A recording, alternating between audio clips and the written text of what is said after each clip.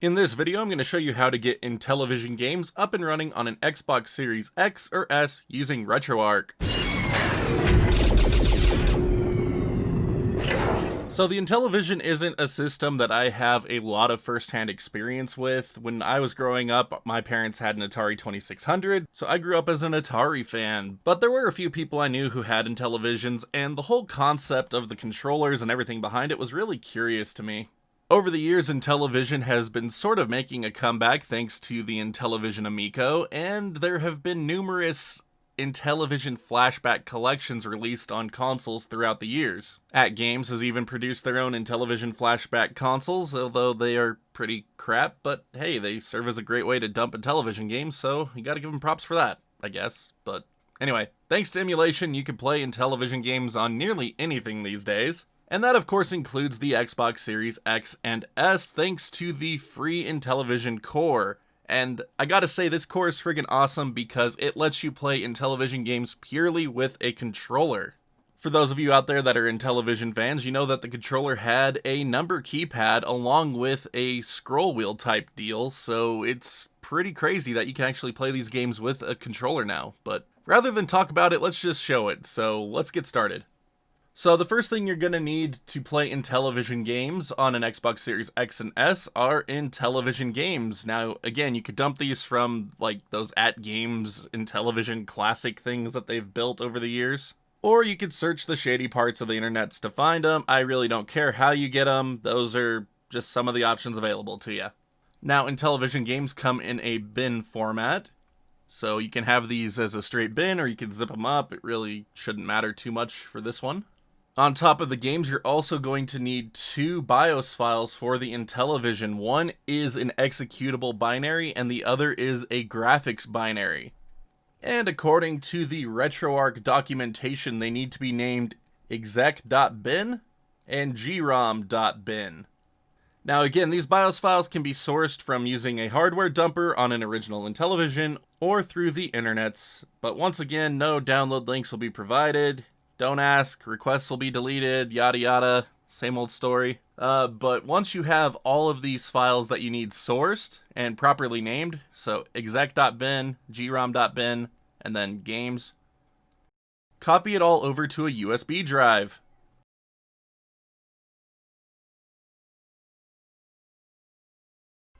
And once the files are copied over, you can go ahead and close out of everything on your computer and load up your Xbox. Once you put your USB drive into your Xbox, it should pop up automatically if you've been using this drive previously. If this is the first time you have inserted this drive into an Xbox, it will ask you if you want to format it as Xbox storage or use it as media storage. Choose media, otherwise everything on it will be deleted. And we do not want that to happen, as that's just kind of a waste of time. Anyway, media. Now, to get our Intellivision games to run, we need to move those two BIOS files we placed on the USB drive into our Retroarch system folder, so you can do so by launching into My Files Explorer. And if you don't have My Files Explorer installed, you can check out my extended dev mode storage video for a download link and a tutorial on how to install it. Anyways, from here we're going to go to Removable Storage Devices, Removable Disk E, and we're going to scroll to the bottom and find those BIOS files, so exec.bin and grom.bin. Press start on one of them, copy file, and now navigate over to the left where it says isolated storage.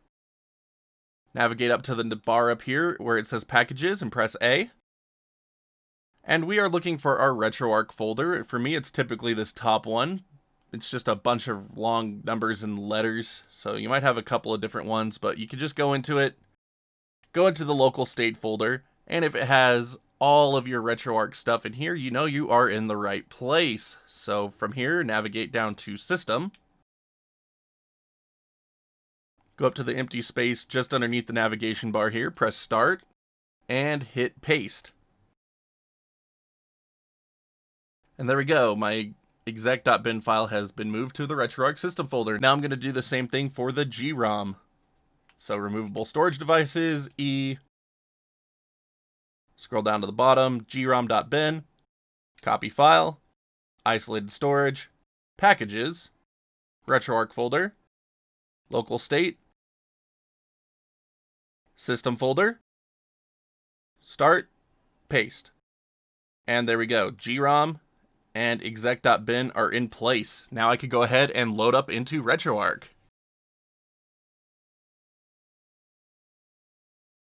Now, just as a reminder, this is a continuation of my original Retroarch install video, so please refer back to that video for any initial Retroarch settings that may be in use during this video. Anyways, now that we have the Intellivision BIOS files in place, we're free to start loading up Intellivision games, so we could do so by going to Load Content, scroll to our USB drive, which is in E, find our Intellivision Games folder, and selecting a game to run. I really don't care for that method. I think it's long and slow and meh.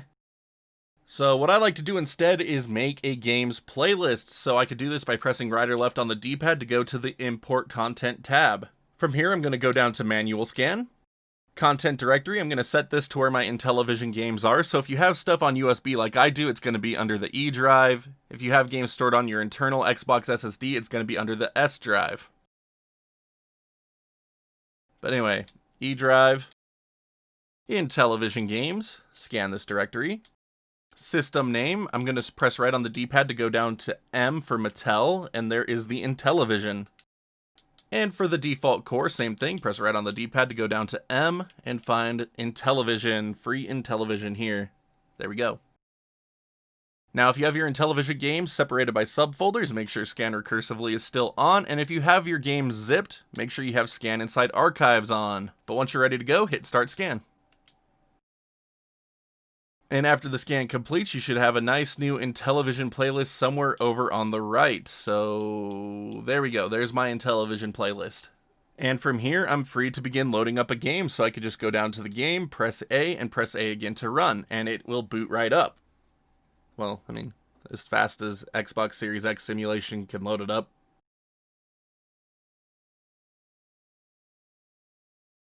And there we go, we're playing an Atari game on an Intellivision. That's just so weird to me. So, using the free Intellivision core is kind of interesting. If you press start, it pauses the emulation, and you get a nice little help button here if you press A. Well, B rather, because it's doing Nintendo button schemes. But you get a nice little help menu here showing you what the commands are to do stuff. But if you press Y on your controller, it should start up games. And depending on the game you're playing, you might need to have the controller set to the right or left port. You could do this by pressing the select button. So if you start up a game and you have no control input, press select and you may be able to move. So just keep that in mind.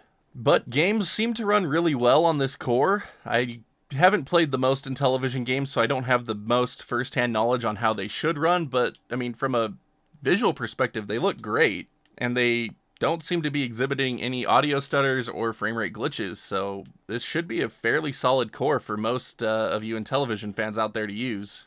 Now, Pac-Man isn't the most demanding game of a controller. It's designed based purely around just directional movements.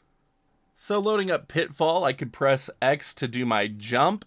And for any other games that might be using the numpad, you can actually hold your right or left bumper and it will bring up a numpad selection screen here. And you can press B on a number to select it and it will start moving your character or doing the in-game actions that require that button. So Pitfall seems a little odd. You press enter to go back, 6 to go forward.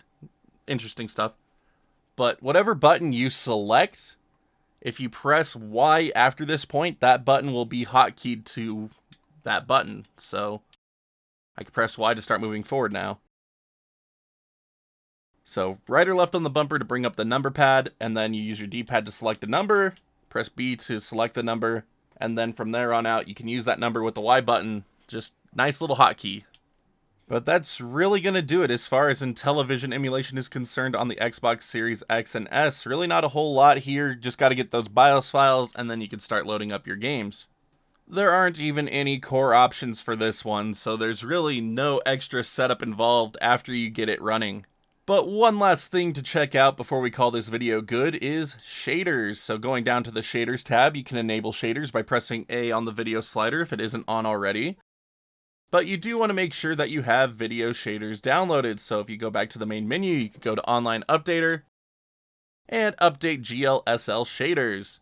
Once those are downloaded and extracted, you can press B, go back up to your quick menu, and back into the Shaders tab. From here, go to Load Shader Preset, Shaders GLSL, and I'm going to apply a CRT shader And for late 70s, early 80s games, I've really been enjoying a new shader that I've started using called Y06KV M1420B. So I'm going to enable this one. It kind of gives you this old-timey TV look, and I think it looks really great for this era of games. And it even has like the curved geometry like you would expect from this era of TV. But I'm going to go ahead and press save, and save this as a core preset, so every time I load up an Intellivision game, I will be given this shader. But yeah, just looks absolutely fantastic to me.